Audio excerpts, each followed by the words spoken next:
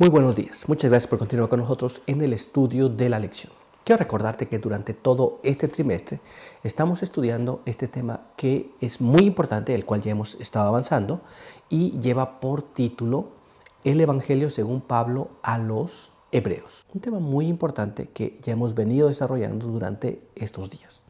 Y vamos a continuar, por supuesto. Pero en esta semana hemos estado estudiando un tema muy interesante que lleva por título Cristo, el autor de la salvación. Un tema muy importante también que ya hemos venido desarrollando. Y pues hemos aprendido cosas interesantes. Pero antes de continuar, para el día de hoy, queremos recordar el texto que estamos aprendiendo. Así que te invito a que vayamos a la palabra de Dios y busquemos el texto que hemos estado repitiendo durante esa semana.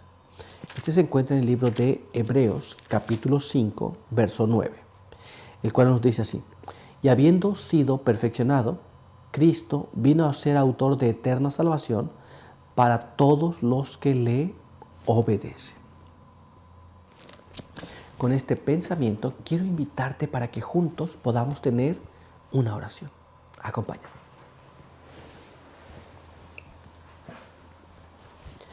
Padre eterno que está en los cielos, santo y bendito sea su nombre. En esta hora queremos agradecer por permitirnos la vida y la salud. Queremos pedir que su bendición nos pueda acompañar. Pedimos que nos pueda ayudar en esto de su palabra y que podamos comprender aquellas cosas que hemos de estudiar. Denos su buen espíritu, sus buenos ángeles también. En el nombre de Jesús. Amén. Muy bien, pues vamos a continuar con este estudio. Vamos a ver lo que nos dice el resumen de la lección de esta semana. Este se encuentra allá en este material que se llama Cada día con Dios, en la página 70, y nos dice así: la totalidad de nuestra salvación proviene del don de nuestro Señor y Salvador Jesucristo. Cuánto me alegro. Proviene de una fuente de la que no podemos dudar.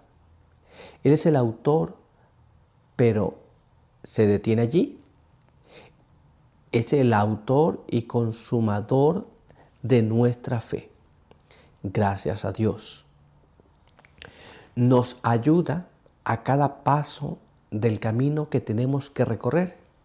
Si estamos dispuestos a salvarnos de acuerdo con el plan señalado por Cristo, mediante la obediencia a sus requerimientos. Entonces, aquí tenemos el asunto claro. Dios tiene un plan. Él es el que hizo el plan de la salvación, pero no apenas el que lo hizo, también Él lo lleva a cabo. Y Él es el autor de nuestra salvación si nosotros estamos dispuestos a seguir el plan que Él ha trazado para salvarnos. Muy bien, pero ahora vamos a ir al apartado para el día de hoy: el sumo sacerdote elegido. Y nuestra primera pregunta nos dice así: ¿cuál era la función de un sumo sacerdote en tiempos del Antiguo Testamento? Esto es, había sacerdotes que oficiaban cada día, pero también estaba el sumo sacerdote. Y en los tiempos del Antiguo Testamento, ¿qué función tenía el sumo sacerdote? Vamos a tratar de entender esto en la palabra de Dios, y para ello quiero invitarte para que juntos vayamos a la Biblia y leamos lo que nos dice en el libro de Hebreos, capítulo 5, el verso 1 y verso número 2. Mira cómo dice: todo sumo sacerdote elegido de entre los hombres es constituido a favor de ellos, para presentar ante Dios ofrendas y sacrificios por los pecados. Debe poder compadecerse de los ignorantes y extraviados, puesto que él también está rodeado de flaquezas. La Biblia nos dice que la función del sumo sacerdote en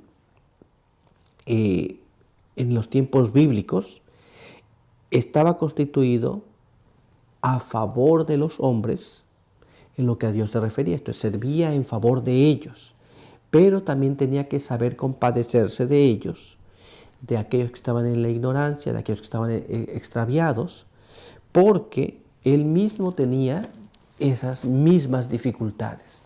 Y sin embargo sabemos que todo sumo sacerdote entonces era elegido en favor de los hombres. Muy bien, ¿estamos claros en esa parte? Pues vamos a dejar que la pluma inspirada nos hable un poco más sobre este asunto y vamos a ver lo que nos dice este siguiente párrafo. Acompáñame. Comentario Bíblico Adventista, tomo 5, en la página 1076, nos explica así. El sumo sacerdote fue diseñado de manera especial para representar a Cristo. Muy bien, esto es, así como el sumo sacerdote en el antiguo Israel tenía una representación en favor de los hombres para ayudarlos, era la representación de Cristo en favor del hombre delante del Padre. Muy bien, ¿estamos claros? Ahora sabemos cuál era la función del sacerdote. Pero vamos a continuar y vamos a ver ahora lo que nos dice nuestra siguiente pregunta. Veamos aquí. ¿A qué orden de sacerdocio estaba relacionado Cristo y qué significa su sacerdocio para nosotros? Recordemos que en el antiguo Israel había sacerdotes, sumos sacerdotes, y aquel sacerdocio era el sacerdocio levítico, de los hijos de Leví, de la tribu de Leví. Pero el sacerdocio que al Cristo estaba relacionado, ¿cuál era? ¿Y qué significa eso para nosotros? Vamos a ver lo que la Biblia nos dice sobre este asunto. Acompáñame a leer este siguiente párrafo que se encuentra allá en el libro de Hebreos, en el capítulo 5. Y allí vamos a leer el verso 5, 6 y el verso número 10. Mira lo que dice. Tampoco Cristo se confirió a sí mismo la dignidad de ser sumo sacerdote, sino que se la confirió Dios, quien dijo: tú eres mi hijo, yo te engendré hoy. Como también dice en otro lugar: tú eres sacerdote para siempre, según el orden de Melquisedec. Y fue declarado por Dios sumo sacerdote según el orden de Melquisedec. ¿A qué orden de sacerdocio pertenecía Jesús? A la orden de Melquisedec. No porque él quiso serlo, no porque él deseaba esa posición, pero porque Dios así lo determinó. Muy bien, esa es la orden a la que él pertenecía. Recordemos que el sacerdocio levítico terminó en algún punto en la historia. Pero la orden de Melquisedec le dijo: tú eres sacerdote para siempre, según la orden de Melquisedec. Pero vamos a ver cómo nos explica esto la pluma inspirada, por qué es tan importante para nosotros. Vamos a leer lo que está escrito en este siguiente material, que es el Comentario Bíblico Adventista, tomo 7, la página 942, la cual nos dice así. Cristo no se glorificó a sí mismo al ser hecho sumo sacerdote. Dios lo designó para el sacerdocio. Debía ser un ejemplo para toda la familia humana. Él se calificó para ser no solo el representante de la raza humana, sino su abogado, de modo que cada alma, si así lo desea, pudiera decir: tengo un amigo en el tribunal. Es un sumo sacerdote que puede conmoverse con el sentimiento de nuestras flaquezas. Esto es, ser sumo sacerdote en el cielo en favor del ser humano no es algo que Jesús mismo se puso, sino Dios le confirió ese lugar y ahora sabemos que Él está intercediendo por nosotros como sumo sacerdote. Pero, ¿qué más? Vamos a ver ahora lo que está escrito en este siguiente párrafo. Acompáñame. Comentario Bíblico Adventista, tomo 7, página 960. Recordemos que nuestro gran sumo sacerdote está intercediendo ante el propiciatorio en favor de su pueblo rescatado. Vive siempre para interceder por nosotros. Así que ahí tenemos. Cristo está en el santuario celestial intercediendo por cada uno de nosotros y vive para siempre para socorrernos. Muy bien, pues vamos a continuar con el estudio de nuestra lección. Melquisedec. Y nuestra primera pregunta nos dice de esta manera: ¿de qué manera prefiguraba Melquisedec a Cristo? Esto es, Melquisedec, rey de Salem, prefiguraba a Cristo. No era Cristo, pero prefiguraba. Vamos a ver lo que nos dice la palabra de Dios. ¿De qué manera es que prefiguraba a Cristo? Era una sombra de... Pero vamos a ver cómo nos dice la Biblia.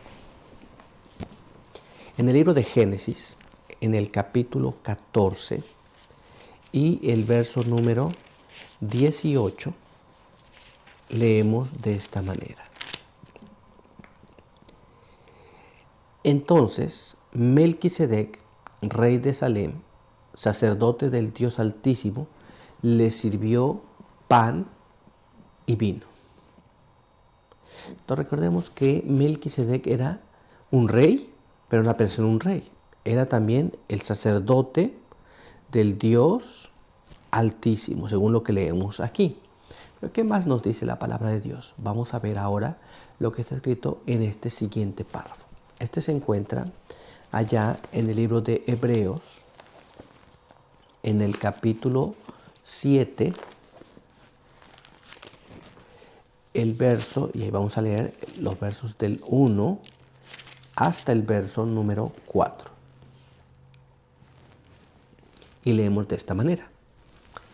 Este Melquisedec, rey de Salem, sacerdote del Dios Altísimo, salió a recibir a Abraham cuando volvía de vencer a los reyes y lo bendijo.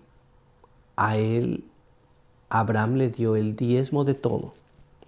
Su nombre significa primero rey de justicia, también rey de Salem. Esto es rey de paz. Sin padre, ni madre, ni genealogía, sin principio de días, ni fin de vida. Hecho semejante al Hijo de Dios, en que permanece sacerdote para siempre. Considerad cuán grande fue Melquisedec, a quien aún el patriarca Abraham le dio el diezmo del botín. La Biblia nos dice que Melquisedec, rey de Salem, sacerdote del Dios Altísimo, que era tan importante que aún Abraham le pagó el diezmo a él. Muy bien. ¿De qué forma es que es semejante o es una sombra o representa a Cristo? Vamos a tratar de entender esto. Recuerden, según lo que leemos ahí, sin genealogía, sin padres ni madre, sin principio de día, sin fin de vida, ¿no? Es lo que leemos ahí, hecho semejante al Hijo de Dios. Muy bien, hecho semejante al Hijo de Dios. Vamos a ver lo que nos dice la pluma inspirada sobre ese aspecto importante, quién era Él y por qué es tan importante. Vamos a ver lo que está escrito en este siguiente párrafo. Mira lo que dice aquí. Comentario Bíblico Adventista, tomo 1, en la página 1106 y página 1107 nos dice así. Dios nunca se ha quedado sin testigos en la tierra. En un tiempo, Melquisedec representó al Señor Jesucristo en persona para revelar la verdad del cielo y perpetuar la ley de Dios. Melquisedec representaba a Cristo. Melquisedec era llamado sacerdote del Dios Altísimo y no apenas eso. Él enseñaba a los hombres a obedecer a Dios, a obedecer la ley de Dios también. Pero vamos a ver qué más. Vamos a ver ahora lo que nos dice este siguiente párrafo. Mira lo que está escrito aquí. Fue Cristo quien habló por medio de Melquisedec, el sacerdote del Dios Altísimo. Melquisedec no era Cristo, sino la voz de Dios en el mundo, el representante del Padre. Muy bien, esto es, Melquisedec no era Cristo, pero era la voz de Dios en el mundo. Representaba a Cristo, pero no era Cristo. Era la voz de Dios en el mundo. Muy bien. De esta manera era una sombra de lo que sería Cristo también. Era la voz del Padre en la tierra. Pero Cristo sí era completamente Dios. Ahora Melquisedec era un representante de Dios en la tierra. Muy bien, ¿estamos claros?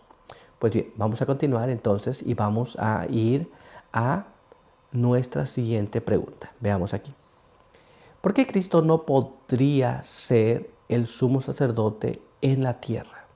Esto es, sabemos que Jesús es sumo sacerdote en el cielo, pero en esta tierra Él ni siquiera podría ser sumo sacerdote, ni siquiera sacerdote. Pero vamos a ver por qué y cuáles son las razones. Vamos a ver lo que está escrito en la palabra de Dios. Leamos lo que nos dice el libro de Hebreos en el capítulo 7, el verso 14 hasta el verso 17. Porque es evidente que nuestro Señor nació de la tribu de Judá, y de ella nada habló Moisés tocante al sacerdocio.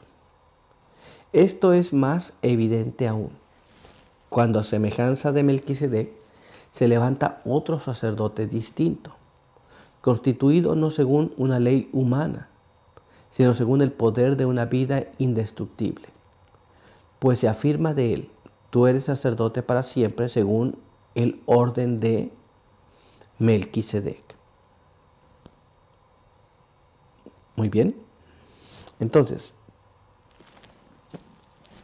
según la ley levítica del sacerdocio, Jesús no podría ser sacerdote porque él no nació en la tribu de Leví.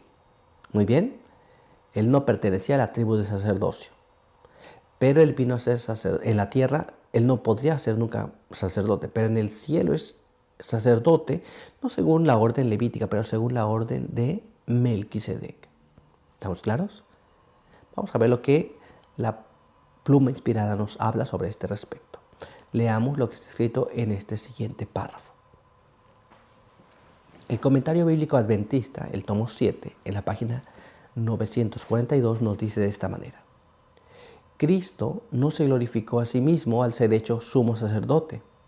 Dios lo designó para el sacerdocio.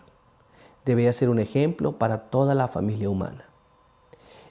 Él se calificó para ser no solo el representante de la raza humana, sino su abogado, de modo que cada alma, si así lo desea, pudiera decir, tengo un amigo en el tribunal.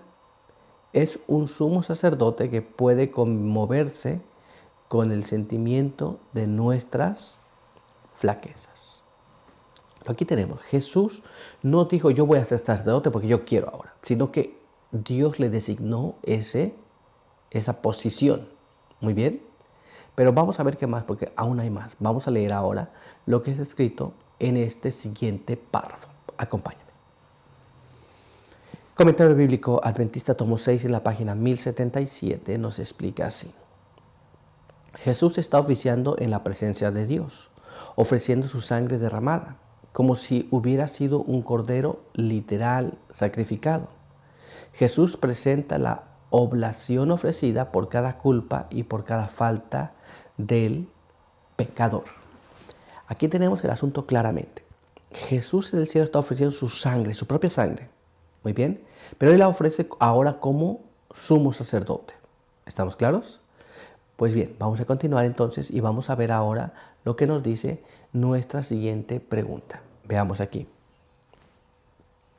¿Cómo se preparó Cristo para ser nuestro misericordioso sumo sacerdote? Esto es, ¿cómo se prepara Cristo para ser nuestro sumo sacerdote?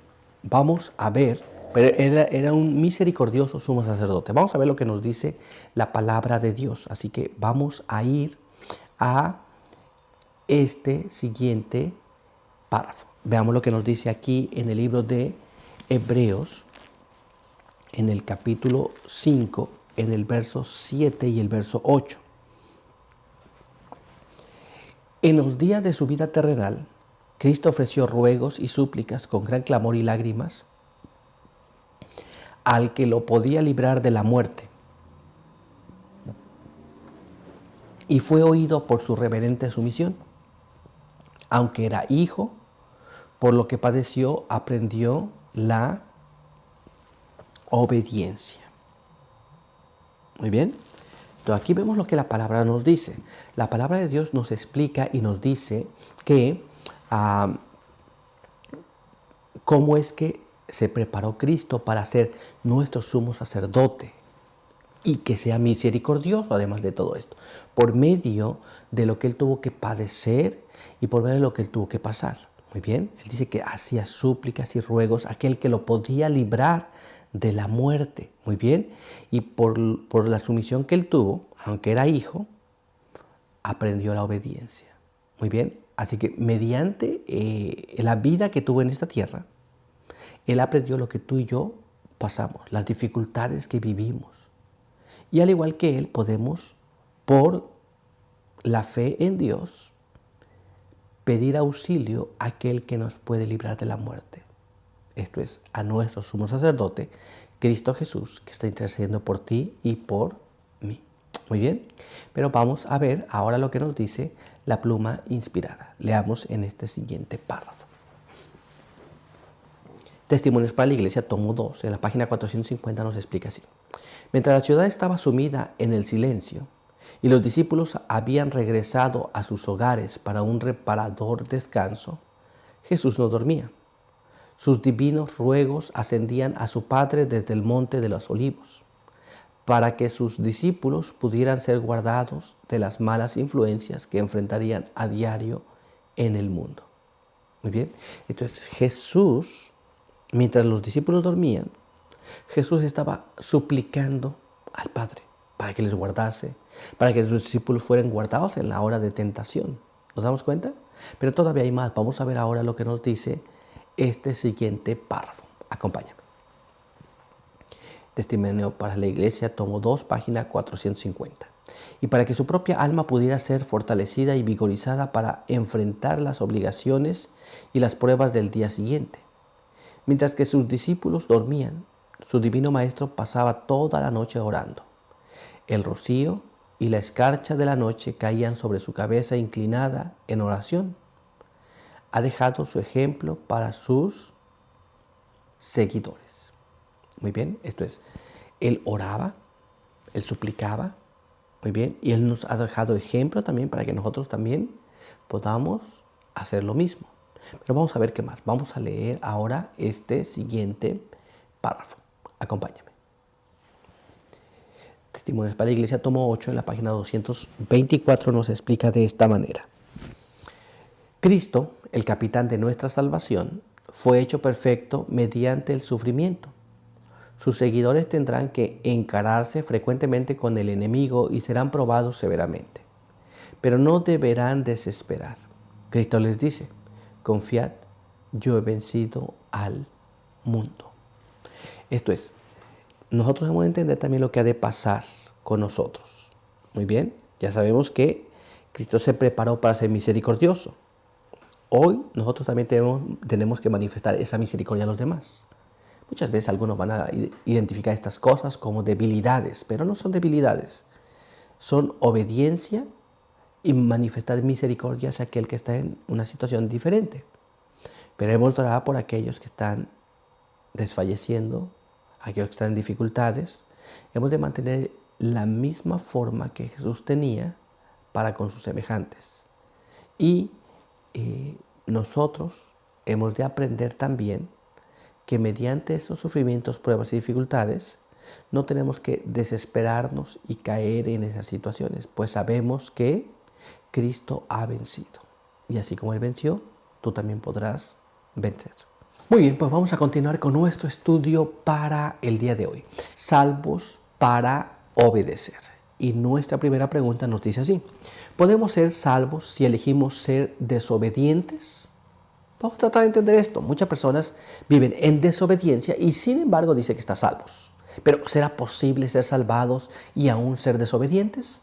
Vamos a tratar de entender esto y para ello vamos a ir a la palabra de Dios. Y vamos a leer lo que nos dice el libro de Mateo en el capítulo 1 y en el verso número 21. Leemos allí. Dará a luz un hijo y lo llamarás Jesús, porque Él salvará a su pueblo de sus pecados. La Biblia nos dice que Jesús vendría para salvar al pueblo de sus pecados. Esto es, para que ya no vivan más en esos pecados. Así que para que puedas salvarte, necesitas ya no vivir en el pecado.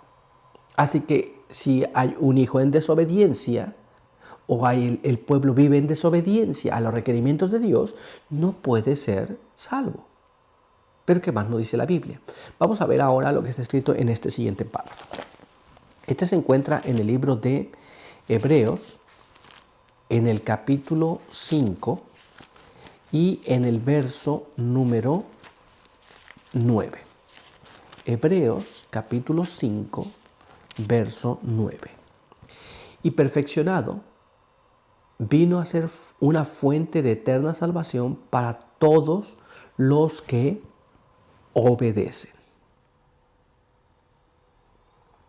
Así que la Biblia nos dice que la salvación es para aquellos que obedecen. Muy bien. Así que entonces, ¿puede una persona ser salvado y sin embargo no obedecer a Dios? No. Es clara la palabra de Dios. Muy bien. No podemos vivir en desobediencia y pretender ser salvados. Esto es claro, ¿cierto?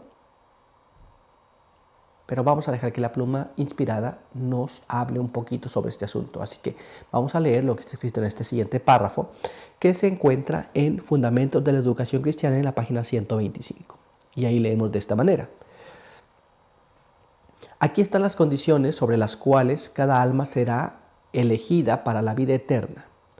Su obediencia a los mandamientos de Dios probará su derecho a una herencia con los santos en luz. Dios ha elegido cierta excelencia de carácter. Y todo aquel que por la gracia de Cristo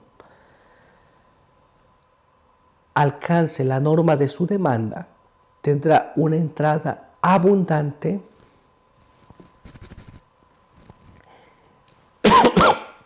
en el reino de gloria. Esto es, Dios tiene ciertos requerimientos. Justamente por la desobediencia a los requerimientos vino el pecado. Así que todos los salvados van a conformarse a estos requerimientos que Dios pone. Muy bien, pero todavía hay más, así que vamos a ver ahora lo que nos dice este siguiente párrafo. Acompáñame. Todos los que quieran alcanzar esta norma de carácter tendrán que emplear los medios que Dios ha provisto para este fin. Si queréis heredar el descanso que queda para los hijos de Dios, debéis convertiros en colaboradores con Dios. Habéis sido elegidos para llevar el yugo de Cristo, para llevar su carga, para levantar su cruz. Muy bien. Entonces, Dios tiene esa norma que tiene que ver con el carácter de la persona. Y si tú y yo queremos ser salvados, vamos a estar en armonía con esa norma. No vamos a estar en desarmonía, esto es, vamos a obedecer lo que Dios pide, no vamos a estar en desobediencia. De esta manera, esto es, si estamos en desobediencia, no podemos ser salvos. Pero todavía un poco más, así que vamos a ver ahora lo que nos dice este siguiente párrafo. Debéis ser diligentes para hacer firme vuestra vocación y elección. Escudriñad las Escrituras y veréis que ni un hijo ni una hija de Adán es elegido para ser salvo en desobediencia a la ley de Dios. El mundo invalida la ley de Dios, pero los cristianos son elegidos para la santificación mediante la obediencia a la verdad. Si quieren portar la corona, son elegidos para llevar la cruz. Muy bien. Entonces, no existe el asunto de la desobediencia al mismo tiempo que la salvación. Esto es, si una persona va a obtener la salvación o va a tener la salvación, es porque fue obediente también a los requerimientos de Dios. Una persona salvada es obediente a los mandamientos de Dios. ¿Nos damos cuenta? Y podemos pensar en muchos ejemplos, en muchos ejemplos. Pero apenas voy a traer un ejemplo para que tengamos una idea de lo que estamos hablando. Usted recuerda a aquella mujer que estaba a punto de ser apedreada, ¿cierto? Esta mujer estaba ahora siendo salvada de morir apedreada. Ahora, esta mujer, después de ese evento, se puso en armonía con la voluntad de Dios. Esto es, obedeció a lo que Dios le pidió. ¿Nos damos cuenta? Cuando tú eres salvado, eres obediente a los mandamientos de Dios. No existe eso de ser salvado y luego ser desobediente. ¿Recuerdas aquel hombre que estaba enfermo y paralítico? Y Jesús le dijo, ahora vete y no peques más, no sea que te venga alguna cosa peor. Estoy seguro que aquel personaje obedeció también. Cada vez que encontramos en la palabra de Dios estos eventos, podemos saber que una persona salvada es una persona que obedece a Dios también. Pero vamos a continuar y vamos a ver ahora lo que nos dice nuestra siguiente pregunta. Veamos aquí. ¿Qué testimonio dio Pedro ante el consejo del Sanedrín y qué nos enseña esta experiencia? Esto es, Pedro estaba frente a un consejo y este le requirió ciertas cosas. Pero ¿cuál fue su respuesta y qué nos enseña esta respuesta? Vamos a ver lo que nos enseña. Y para ello vamos a ir a la palabra de Dios y vamos a leer lo que está escrito en el libro de los Hechos, en el capítulo 5, el verso 29 al verso número 32.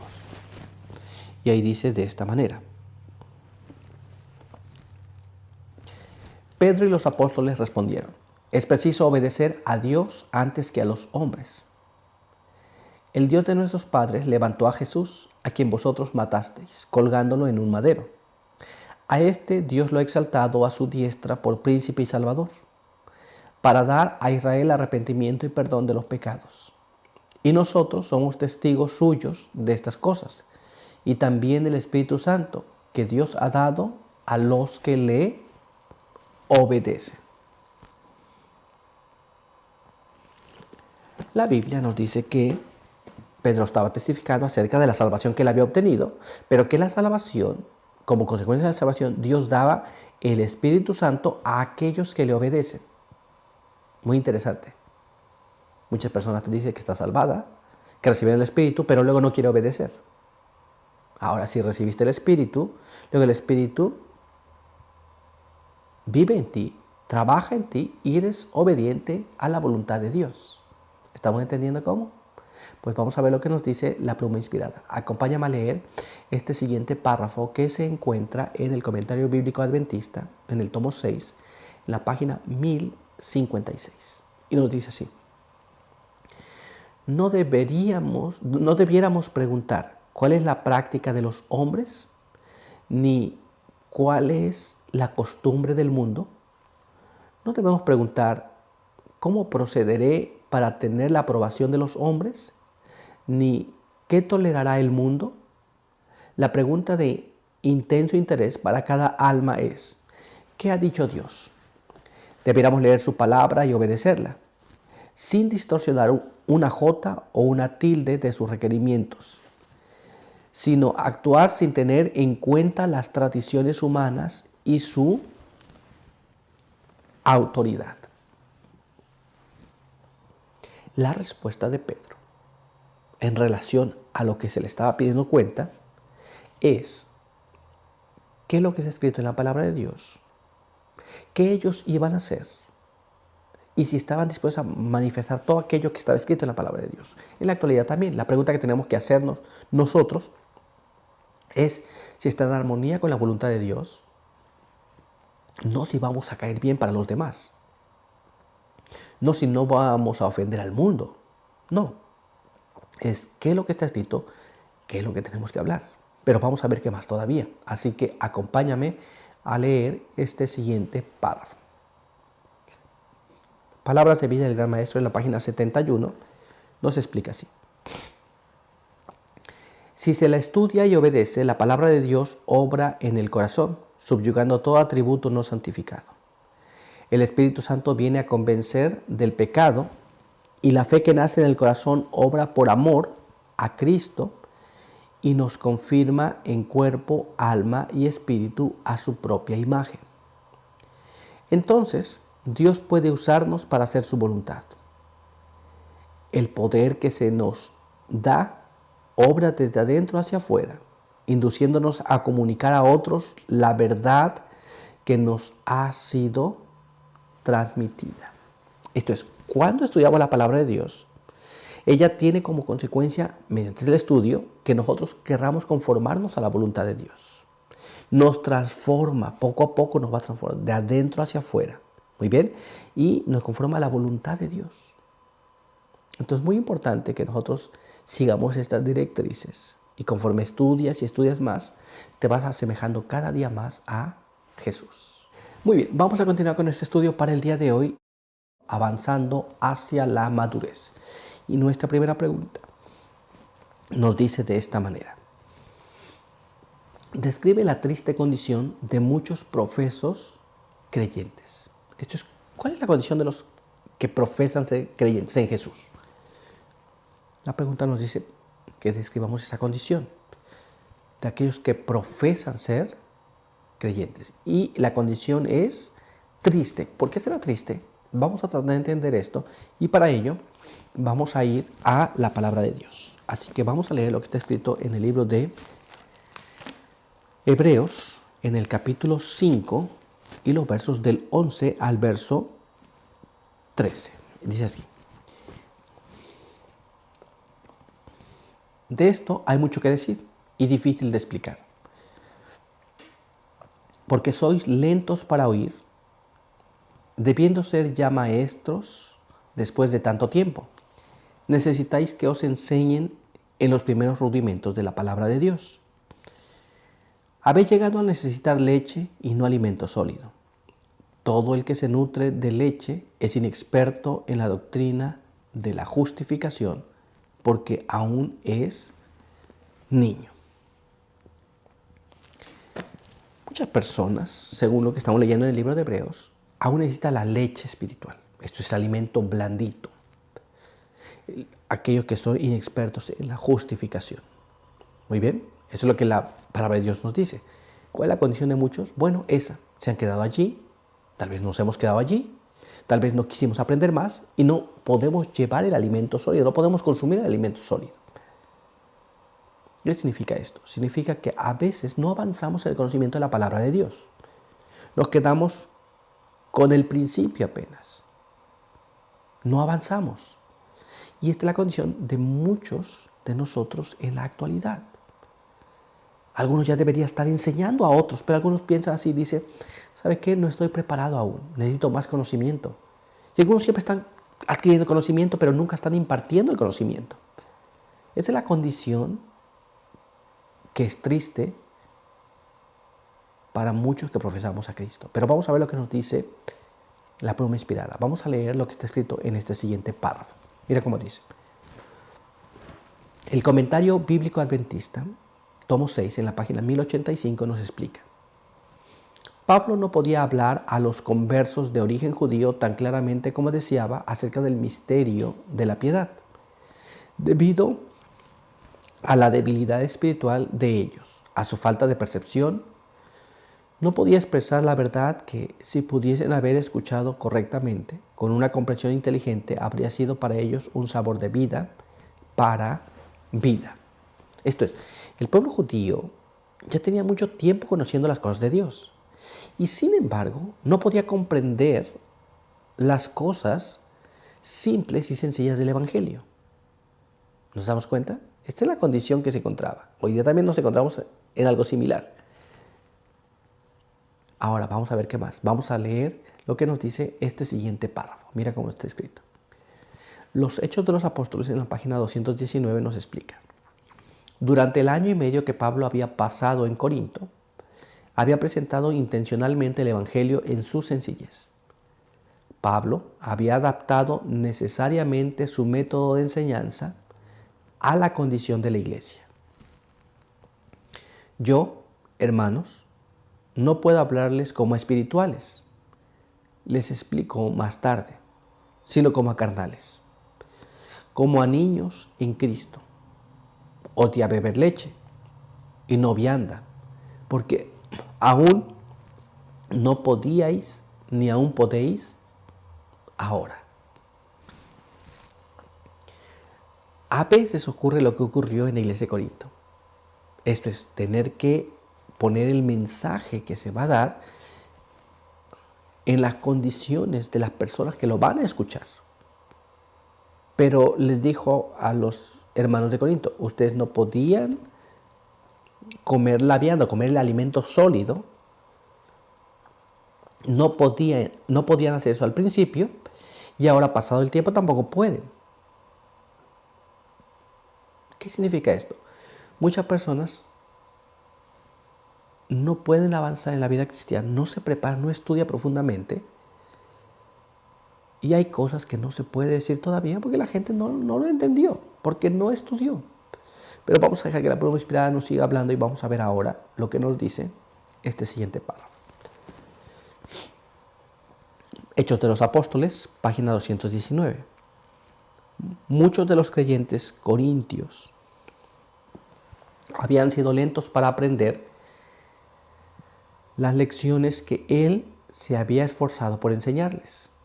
Su progreso en el conocimiento espiritual no había estado en proporción con sus privilegios y oportunidades. Entonces vemos aquí el asunto claramente, que no es que no tenían conocimiento, no es que no tenían la oportunidad de saber, sino que no habían querido avanzar, y la condición del progreso espiritual de la iglesia de Corinto no estaba de acuerdo a los privilegios que habían tenido, ni a las oportunidades que habían tenido. Muy bien, este es el problema, y este puede ser la condición de nosotros en la actualidad también, donde tenemos mejores recursos, donde tenemos mejores oportunidades, tenemos más conocimiento, pero no avanzamos en ese conocimiento. Vamos a ver qué más. Vamos a ver lo que está escrito en este siguiente párrafo. Acompáñame. Los Hechos de los Apóstoles, página 219. Cuando hubieron tenido que estar muy adelantados en la vida cristiana y hubieran debido ser capaces de comprender y practicar las verdades más profundas de la palabra, estaban donde se hallaban los discípulos cuando Cristo les dijo: aún tengo muchas cosas que deciros, mas ahora no las podéis llevar. Esto es, en lugar de estar avanzados, estaban apenas al principio. Hoy día podemos encontrarnos en la misma condición. Hay cosas importantes que debemos saber, pero tal vez no estamos preparados para escucharlas aún. Pero todavía hay más, así que vamos a ver lo que nos dice ahora este siguiente párrafo. Mira lo que está escrito aquí. Los Hechos de los Apóstoles, página 219. Los celos, las malas sospechas y la acusación habían cerrado el corazón de muchos de los creyentes corintios a la obra plena del Espíritu Santo, el cual todo lo escudriña aún lo profundo de Dios. Por sabios que pudieran ser en el conocimiento mundano, no eran sino niños en el conocimiento de Cristo. Entonces muchas personas pueden tener mucha experiencia, muchas cosas interesantes que ha vivido y sabe, pero si no dejamos que el Espíritu Santo actúe en nuestras vidas, entonces en la experiencia cristiana somos niños. Y muchas veces podemos encontrar con cristianos de muchos años de profesión, pero muy poco avance.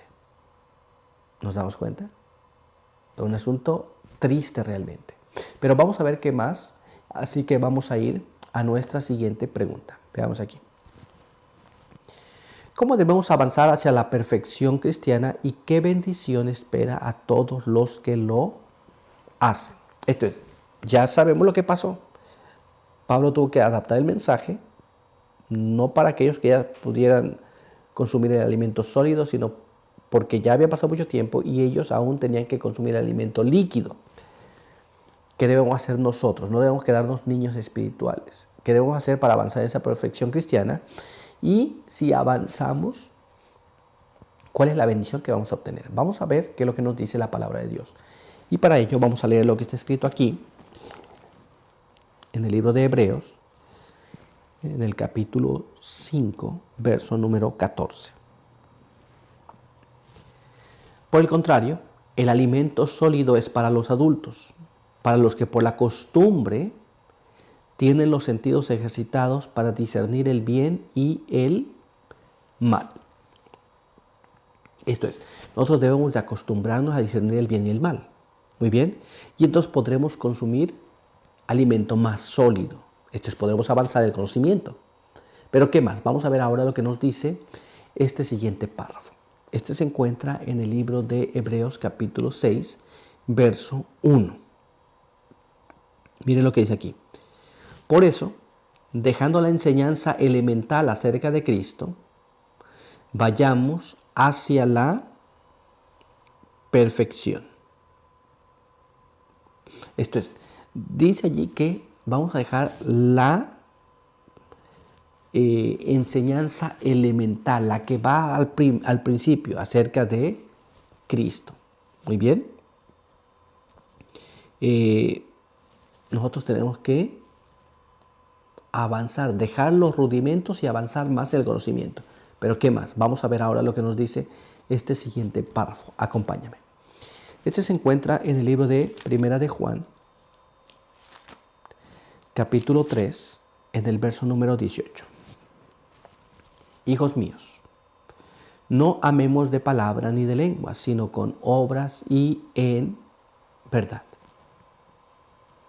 La palabra de Dios nos dice que hemos no apenas de llegar al conocimiento teórico de la verdad, pero hemos de llevar ese conocimiento al siguiente nivel, que es la práctica. ¿Estamos entendiendo? Conforme avanzamos, no apenas vamos a saber más, pero también vamos a practicar más. Pero todavía hay más.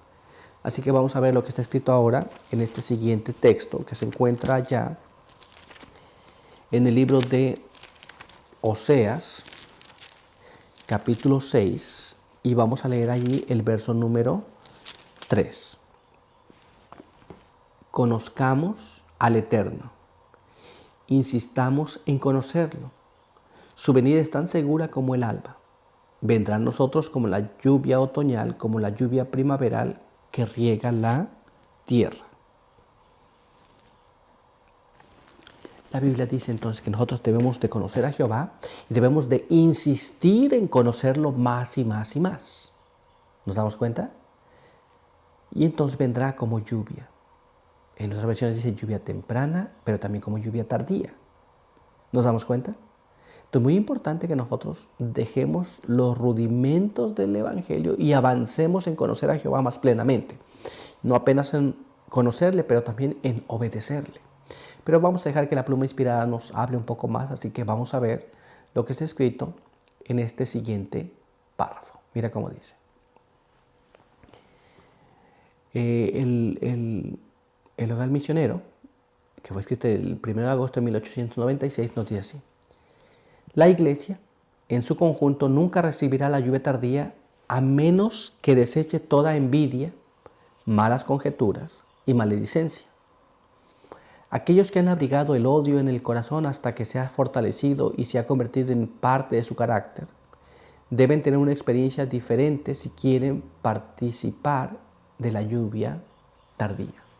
Lo mismo que ocurría en la iglesia de Corinto, por la cual ellos seguían siendo niños espirituales, envidias, malas sospechas, celos,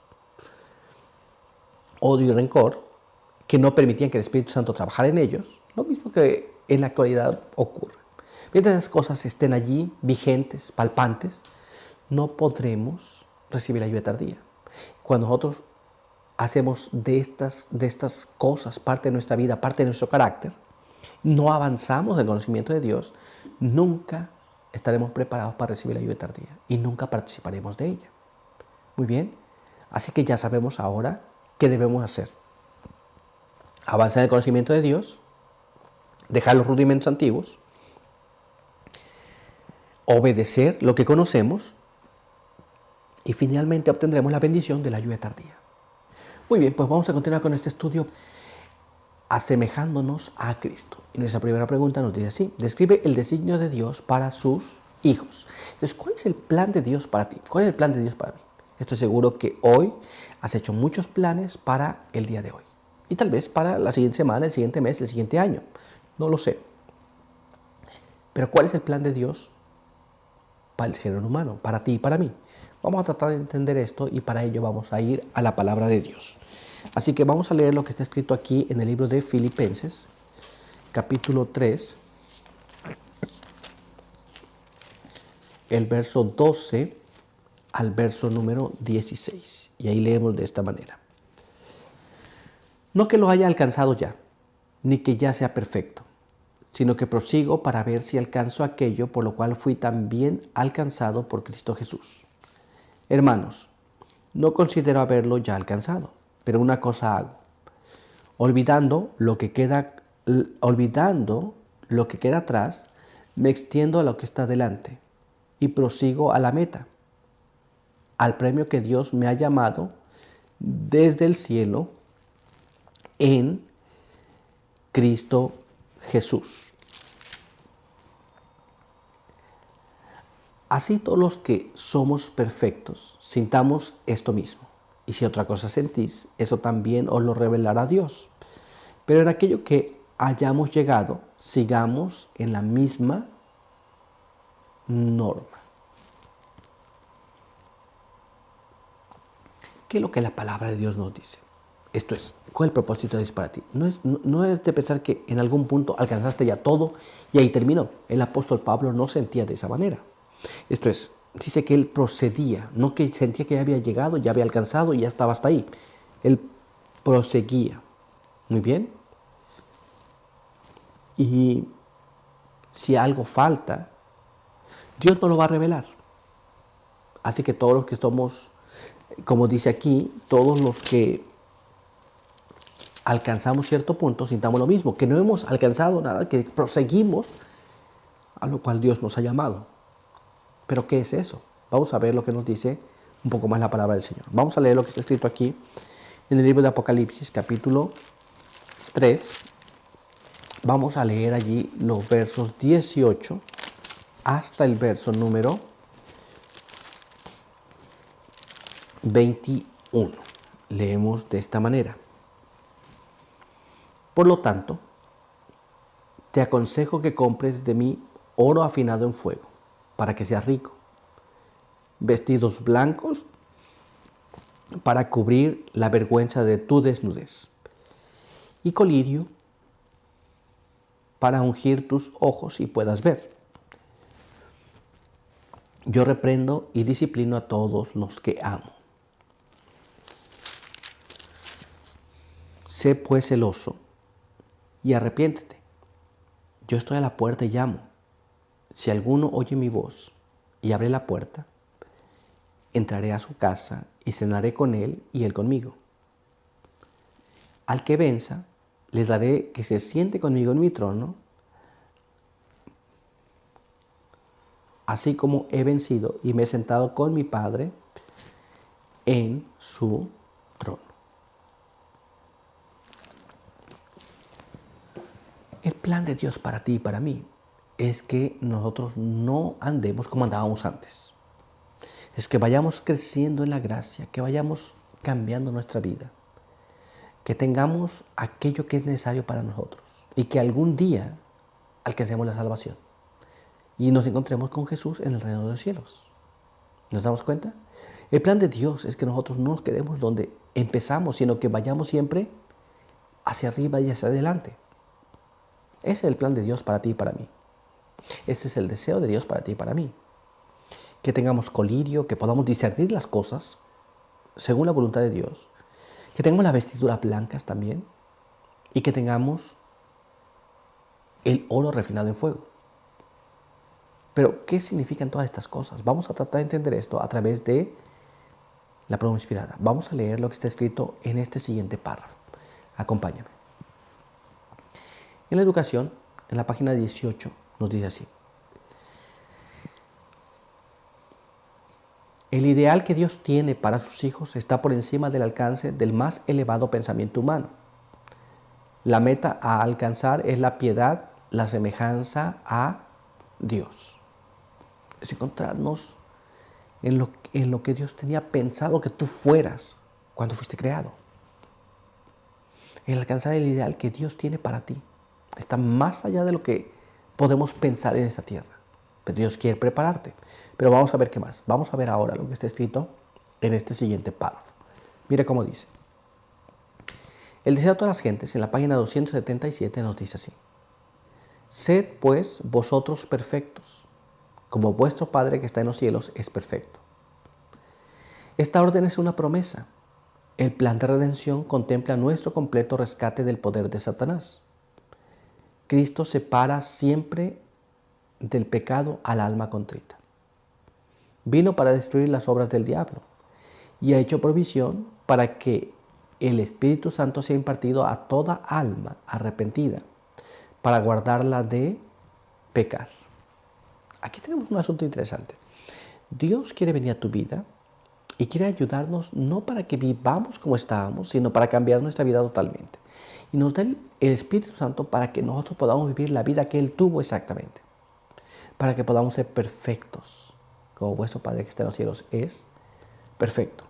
Pero aún hay más. Vamos a ver ahora lo que está escrito en este siguiente párrafo. Mira cómo dice. El comentario bíblico adventista tomo 7 en la página 977 nos explica de esta manera. El testigo verdadero infunde ánimo a todos los que están procurando caminar por la senda de humilde obediencia. Mediante la fe en su nombre, Él declara, al que venciere le daré que se siente conmigo en mi trono, así como yo he vencido y me he sentado con mi Padre en su trono. Un asunto muy interesante. Esto es, cualquiera que desee caminar como Jesús y venciere como Él, Jesús hace la promesa. Muy bien.